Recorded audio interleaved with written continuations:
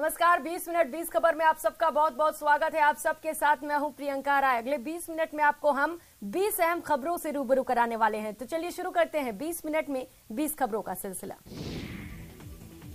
प्रधानमंत्री नरेंद्र मोदी रविवार को मेघालय के शिलांग में पूर्वोत्तर परिषद के स्वर्ण जयंती समारोह में शामिल हुए।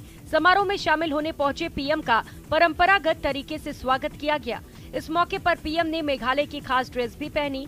पीएम मोदी ने कार्यक्रम में कहा कि फुटबॉल में अगर कोई खिलाड़ी खेल भावना से नहीं खेलता तो उसे रेड कार्ड दिखाकर बाहर कर दिया जाता है। ऐसे ही पिछले 8 सालों में हमने नॉर्थ ईस्ट के विकास के रास्ते में अनेक रुकावटों को रेड कार्ड दिखा दिया। हम भ्रष्टाचार, पक्षपात, भाई भतीजावाद, हिंसा, परियोजनाओं को ठप करने और वोट बैंक की राजनीति को दूर करने के लिए ईमानदार रहने का प्रयास कर रहे हैं। लेकिन आप जानते हैं कि इन बीमारियों की जड़ें काफी गहरी होती हैं, इसीलिए हम सभी को मिलकर इस जड़ को उखाड़ना होगा। इससे पहले प्रधानमंत्री ने शिलांग में पूर्वोत्तर परिषद के स्वर्ण जयंती समारोह के दौरान विभिन्न विकास परियोजनाओं का उद्घाटन किया। पीएम मोदी के अलावा कार्यक्रम में केंद्रीय गृह मंत्री अमित शाह, पूर्वोत्तर राज्यों के मुख्यमंत्री और कई नेता भी शामिल हुए। हिंद महासागर क्षेत्र में चीन की बढ़ती मौजूदगी के बीच अपनी समुद्री क्षमता को बढ़ावा देने के लिए स्वदेश निर्मित मिसाइल विध्वंसक INS मोरमुगाओ को रविवार को भारतीय नौसेना में शामिल कर लिया गया। रक्षा मंत्री राजनाथ सिंह ने मुंबई में नौसेना डॉकयार्ड में पोत का जलावतरण कराया। पश्चिमी तट पर स्थित ऐतिहासिक गोवा बंदरगाह शहर के नाम पर इस युद्धपोत का नाम मोरमुगाओ रखा गया। संयोग से ये पोत पहली बार 19 दिसंबर 2021 को समुद्र में उतरा था, जिस दिन पुर्तगाली शासन से गोवा की मुक्ति के 60 वर्ष पूरे हुए थे। भारतीय नौसेना के अनुसार ये युद्धपोत दूर संवेदी उपकरणों, आधुनिक रडार और सतह से सतह पर मार करने वाली मिसाइल और सतह से हवा में मार करने वाली मिसाइल जैसी हथियार प्रणालियों से लैस है। नौसेना ने कहा कि पोत की पनडुब्बी रोधी युद्ध क्षमताओं को देश में ही विकसित किया गया है तथा पोत में rocket launcher, torpedo launcher, SW helicopter की व्यवस्था है। पोत परमाणु, जैविक और रासायनिक युद्ध परिस्थितियों के दौरान लड़ने में सक्षम है। दिल्ली के श्रद्धा हत्याकांड की तरह साहिबगंज की बोरियों में भी रोंगटे खड़े कर देने वाली घटना सामने आई है।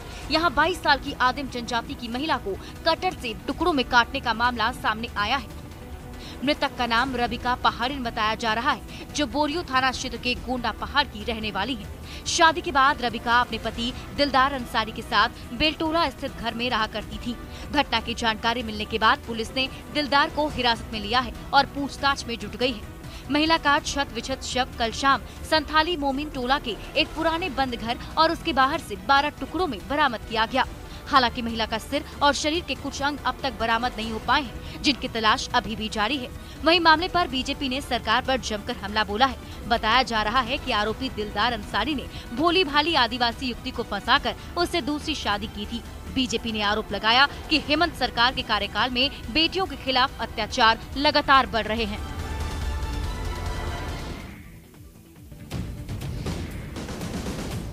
बेगूसराय के साहेबपुर कमाल में बूढ़ी गंडक नदी पर बना पुल बीच से टूट गया है। रविवार सुबह पुल टूटकर पानी में समा गया। 9 सालों से इस पुल का काम चल रहा था। इस पुल का अभी उद्घाटन भी नहीं हुआ था। 13 करोड़ की लागत से इसे बनाया गया था। 2 दिन पहले गुरुवार को इसके पिलर नंबर 2 से 3 के बीच दरार देखी गई थी। इसके बाद से इसके इस्तेमाल पर रोक लगा दी गई थी और रविवार को ये टूटकर नदी में समा गया। पुल के धंसने और गार्डर में दरार की सूचना मिलते ही तमाम बड़े अधिकारी मौके पर पहुंचे थे और तुरंत ही पुल के दोनों तरफ चौकीदार की तैनाती करने के साथ ही पुल के दोनों तरफ बैरिकेडिंग कर सभी तरह के वाहनों के परिचालन पर पूरी तरह से रोक लगा दी गई थी। ये पुल टूट जाने के कारण इलाके के 20,000 से ज्यादा लोग प्रभावित होंगे। खासकर किसान लोगों को काफी कठिनाइयों का सामना करना पड़ेगा, क्योंकि मवेशियों का चारा के लिए ये पुल काफी कारगर साबित हो रहा था। वहीं इसका खामियाजा अब यहाँ के छात्र छात्राओं और बीमार पीड़ित लोगों को भी भुगतना पड़ेगा।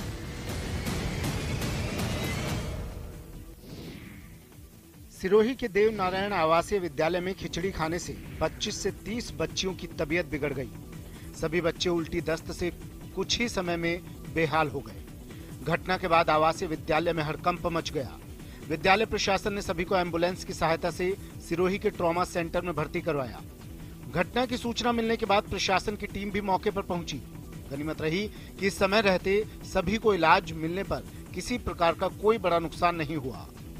फूड पॉइजनिंग का शिकार हुए बच्चियों की सुध लेने के लिए आवासीय विद्यालय में मेडिकल की टीम पहुंची और खाने के सैंपल लिए गए। आवासीय विद्यालय में रहने वाले बच्चियों ने मैनेजमेंट पर आरोप लगाया कि उन्हें सड़ा गला खाना दिया जाता है और आज भी कच्ची खिचड़ी बच्चों को खाने के लिए दी थी। इसके खाने के तुरंत बाद ही बच्चियों की तबीयत बिगड़ने लगी और देखते ही देखते आवासीय हॉस्टल में हो हल्ला होने लगा। लेकिन बच्चियों के परिजनों ने पूरे मामले की जांच की मांग की है।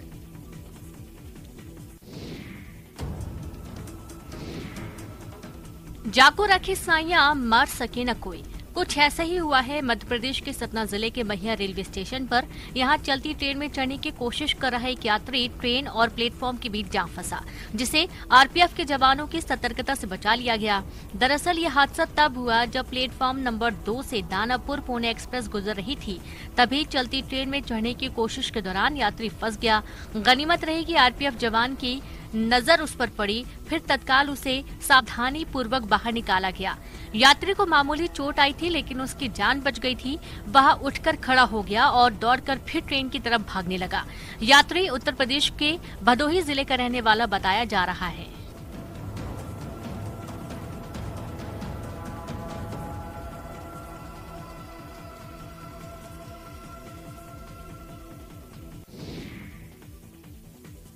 जिंदगी भर शिक्षा का उजियारा फैलाकर बच्चों का भविष्य संवारने वाले एक शिक्षक ने अपने बेटे की सगाई में दहेज न लेकर समाज के सामने अच्छी मिसाल कायम की है। रिटायर्ड व्याख्याता ने अपने बेटे की सगाई में कार और 1.5 लाख रुपए का टीका लेने से इनकार कर दिया। साथ ही लोगों से भी दहेज न लेने और न देने की अपील की। दरअसल कोटा जिले के पीपलदा में रिटायर्ड व्याख्याता सत्यभास्कर के बेटे की सगाई 3 दिन पहले हुई है। उनके समधी कान सिंह सिकरवाल अपने रिश्तेदारों के साथ बेटी की सगाई करने पीपलदा पहुंचे थे। सगाई के कार्यक्रम में गांव के लोग और रिश्तेदार मौजूद थे। इस मौके पर लड़की के पिता ने जैसे ही 1,51,000 रुपए से तिलक करना चाहा तो सत्यभास्कर खड़े हो गए और हाथ जोड़ते हुए पैसा लेने से इनकार कर दिया। उन्हें सूचना मिली कि लड़की वाले कार भी लाए हैं तो उन्होंने कार लेने से भी इनकार कर दिया। शगुन के तौर पर 1 रुपए से तिलक की रस्म पूरी करने का अनुरोध किया। सत्यभास्कर का कहना है कि समाज में प्रतिष्ठा के लिए दहेज लेना और देना स्टेटस बन गया है। इससे लड़की के माता पिता दुखी होते हैं और जैसे तैसे कर्ज लेकर बच्चों की शादी करते हैं। दुनिया के सबसे खूबसूरत शहरों में शुमार नीली झीलों का शहर उदयपुर हर साल की तरह इस बार भी नए साल के स्वागत के लिए तैयार है। 2022 को विदाई देने और नए साल के स्वागत करने के लिए उदयपुर में अलग अलग थीम पर पार्टियों का आयोजन होने जा रहा है। कई होटल और रिजॉर्ट संचालकों ने पर्यावरण से जोड़कर थीम रखी है, जिससे पार्टी को आकर्षक बनाने के साथ साथ पर्यावरण संरक्षण का संदेश देने की कोशिश भी की जा सके। नए साल के जश्न के लिए उदयपुर में करीब 800 होटल्स पूरी तरह से बुक हैं। थीम बेस्ड पार्टी के साथ साथ देश के नामचीन बैंड भी नए साल के जश्न को और यादगार बनाएंगे। इसके लिए कई होटल्स ने म्यूजिक फेस्टिवल की तरह भी जश्न को मनाने की तैयारी की है। इसके लिए 2 दिनों तक भी आयोजन चलेंगे। होटल संचालकों की मंशा है कि पर्यटक जिस सोच के साथ उदयपुर आता है उन्हें यहाँ उससे भी अच्छा माहौल उपलब्ध करवाया जाए। सभी का मानना है कि उदयपुर अब नए साल के स्वागत के लिए देशी विदेशी पर्यटकों की पहली पसंद बनता जा रहा है।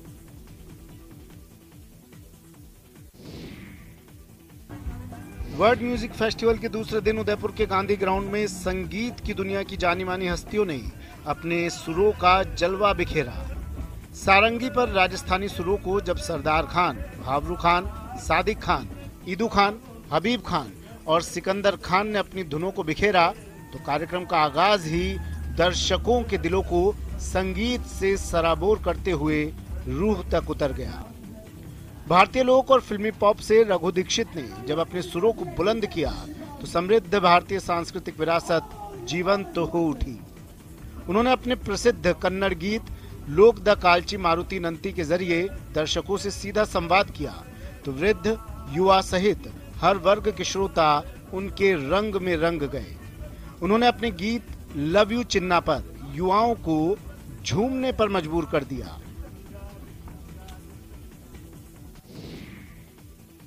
आधा दिसंबर बीतने के बाद अब सर्दी अपना असर दिखाने लगी है।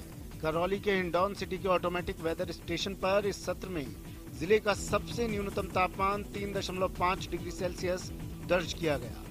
हालांकि पूरे जिले में अलग अलग स्थानों पर न्यूनतम तापमान 9 डिग्री के आसपास रहा।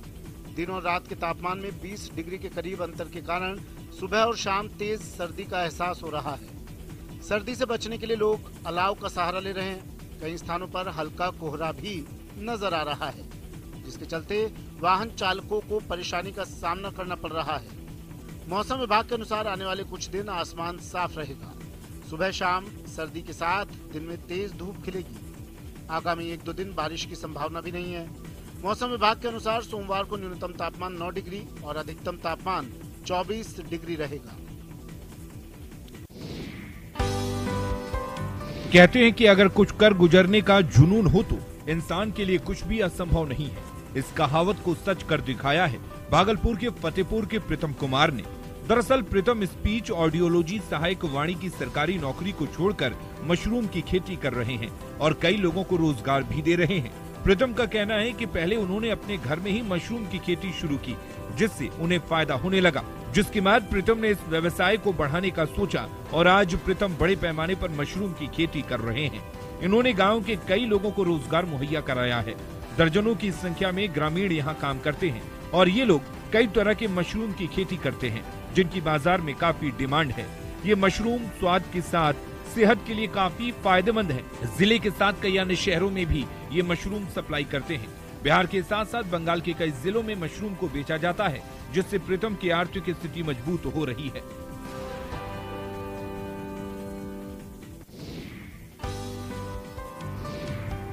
इक्कीसवीं सदी का भारत डिजिटल एक्सप्रेसवे पर तेज गति से आगे बढ़ रहा है, लेकिन आज भी आदिवासी समाज अपनी परंपरा और संस्कृति को लेकर सजग है। जनजातियों में अलग अलग भाषाएं और समुदायों की अपनी अपनी संस्कृति और परंपरा है। वहीं पाकुड़ में जनजातीय समाज के लोग आकर्षक रंगों से अपने घरों को सजाते हैं। हिरनपुर प्रखंड कार्यालय के ठीक सामने एक छोटा सा पहाड़ है, जहां से आदिवासी समुदाय के लोग रंग बिरंगी मिट्टी काट कर निकालते हैं। इस मिट्टी का उपयोग घरों को सजाने और संवारने में किया जाता है। इस पहाड़ से लाल, भूरी, पीली और सफेद मिट्टी निकलती है। अभी क्रिसमस को लेकर घरों की रंगाई पुताई जारी है, जिसमें इस मिट्टी का उपयोग हो रहा है। दरअसल इस पहाड़ से निकलने वाली रंग बिरंगी मिट्टी में लाल, भूरी, पीली, सफेद मिट्टी शामिल है और आदिवासी बहुल क्षेत्रों में ये मिट्टी घरों को सुंदर बनाने में काम आती है। फिलहाल क्रिसमस के मौके पर ये लोग मिट्टी से घर की पुताई कर रहे हैं।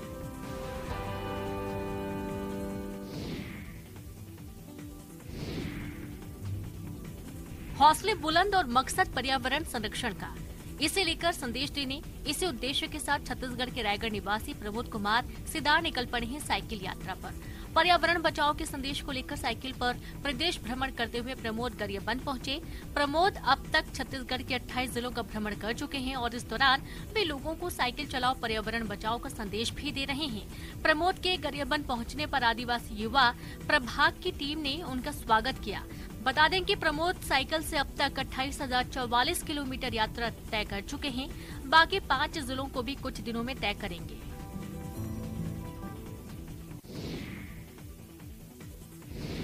एलओसी से सटे इलाकों में जहां कभी पाकिस्तानी सेना की तरफ से दागे जाने वाले गोलों के धमाकों की गूंज सुनाई देती थी, वही क्षेत्र आज युवाओं और बच्चों के पहाड़ी, गुजारी, डोगरी और पंजाबी गीतों और नृत्य की मधुर गूंज से चहक उठा। जी हां, जम्मू कश्मीर के पुंछ में सेना की सरला बटालियन ने शनिवार को पहली बार नियंत्रण रेखा पर पाकिस्तानी चौकियों से सिर्फ 30 मीटर की हवाई दूरी और 2 से 2.5 मीटर की जमीनी दूरी पर बसे गांव गुलपुर के सैन्य मैदान में रंगारंग सांस्कृतिक कार्यक्रम का आयोजन किया।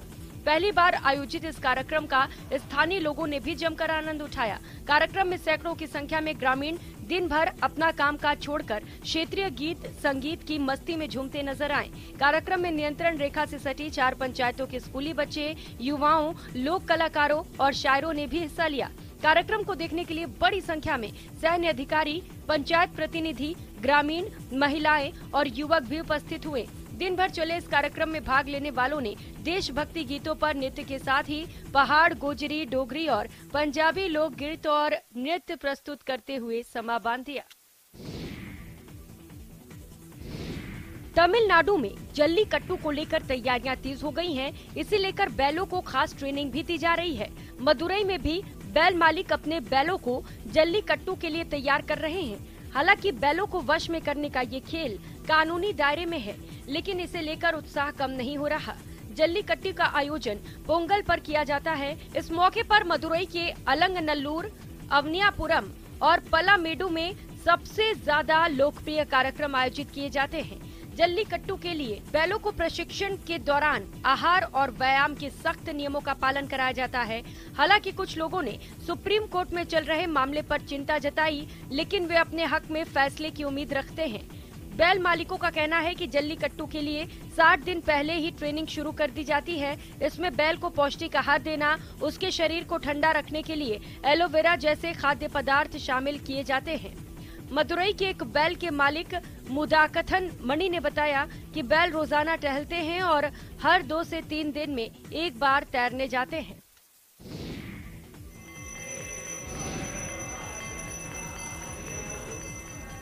जलेबी और आस्था का ये सलाम। तस्वीरें मध्य प्रदेश के खरगोन के ब्रजधाम हवेली की हैं। यहाँ विट्ठल नाथ के जन्मोत्सव पर जलेबी महोत्सव का आयोजन किया गया और इस दौरान श्रद्धालुओं की भारी भीड़ उमड़ी। आस्था और श्रद्धा के बीच भगवान श्रीनाथ जी और भगवान गोवर्धन को प्रति वर्ष अनुसार जलेबी का महाभोग लगाया जाता है। ऐसी मान्यता है कि जलेबी महोत्सव के दौरान गुसाई जी महाराज से मांगी गई हर मुराद पूरी होती है। कोरोना के चलते पिछले 2 वर्षों से जलेबी महोत्सव का आयोजन नहीं किया जा रहा था, लेकिन इस वर्ष श्रद्धालुओं में काफी उत्साह देखा गया। जलेबी महोत्सव के दौरान श्रद्धालुओं को जलेबी के महाभोग का वितरण भी किया गया।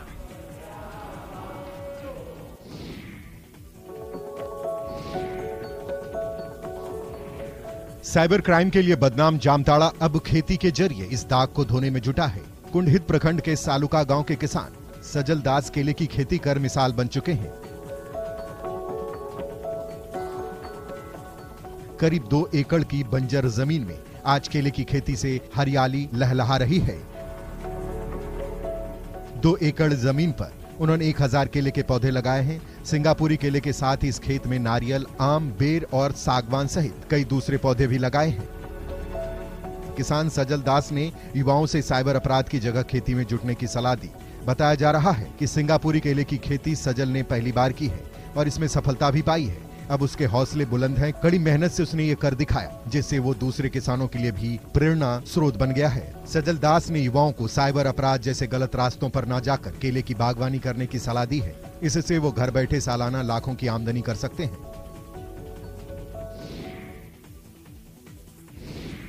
आधा दिसंबर निकल गया और अभी भी गर्मी जैसा मौसम के इस बदले तेवर ने राजस्थान में किसानों के माथे पर चिंता की लकीरें खींच दी हैं। दिसंबर में जहां सर्दी से जनजीवन अस्त व्यस्त हो जाता है, उसकी जगह मार्च अप्रैल जैसी गर्मी से रबी की फसलों पर संकट मंडराने लगा है। अक्सर सूखी रहने वाली राजस्थान की मिट्टी में रबी की फसल से ठीक पहले मानसून के कारण अच्छी नमी मौजूद थी। इसीलिए किसानों ने समय से पहले ही अपने खेतों में फसल की बुआई कर दी। पिछले साल की तुलना में इस साल राजस्थान में गेहूं की बुआई में करीब 103%, जौ में 87%, सरसों और तारामीरा में 16%, चने में 27% और अन्य फसलों में करीब 56% की बढ़ोतरी हुई है। लेकिन अच्छी बुआई के बाद अचानक मौसम ने करवट बदल ली। दिसंबर में पड़ने वाली कड़ाके की ठंड की जगह दिन रात के तापमान में भारी अंतर आ रहा है। पिछले 10 दिनों से राजस्थान में दिन और रात के तापमान में 10 डिग्री से ज्यादा अंतर आ रहा है। दिन में अप्रैल मई जैसी 26 से 30 डिग्री तापमान वाली गर्मी पड़ रही है, तो रात का तापमान 20 से 15 डिग्री के आसपास बना हुआ है। हिमाचल प्रदेश के मंडी में बना नेचर पार्क लोगों की पसंदीदा सैरगाह बनता जा रहा है। ये नेचर पार्क पंडोह के साथ लगते माता बगलामुखी मंदिर के आंचल में वन विभाग ने 8 करोड़ की लागत से बनाया है। माता बगलामुखी के मंदिर में दर्शनों के लिए रोजाना आने वाले सैकड़ों लोग अब नेचर पार्क में सैर का भी आनंद उठा रहे हैं। नेचर पार्क का निर्माण पंडोह डैम के जलाशय के पास उस भाग में किया गया है जहां पर कभी माता बगलामुखी का प्राचीन मंदिर हुआ करता था और यहां पूरा गांव बसता था। ये प्राचीन मंदिर और जलाशय अब पंडोह डैम में जलमग्न हो चुका है। चंडीगढ़ से यहां घूमने आए पर्यटक गुरिंदर सिंह ने बताया कि नेचर पार्क में जहां उन्हें शांति और सुकून मिला, वहीं परंपराओं की झलक भी देखने को मिली। वहीं स्कूल और कॉलेजों के छात्र भी बड़ी संख्या में यहां पिकनिक मनाने पहुंच रहे हैं। कुल्लू जिले से आए स्कूल के शिक्षकों ने बताया कि उन्हें नेचर पार्क आकर बहुत ही ज्यादा अच्छा लगा और भविष्य में वे अन्य लोगों को भी यहां आने का सुझाव देंगे।